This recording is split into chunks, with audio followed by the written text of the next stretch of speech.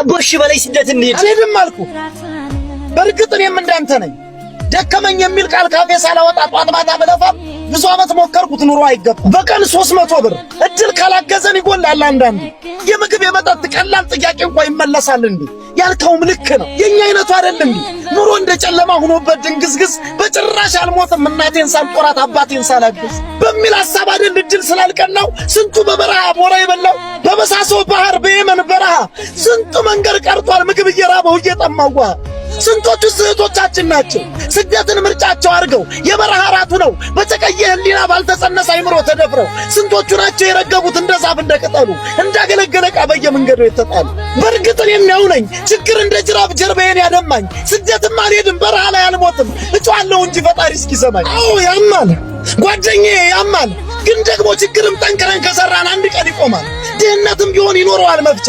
ተስፋ አድርግ ብቻ ተስፋ ብቻ። ያልተመቸው የትም ይሰደዳል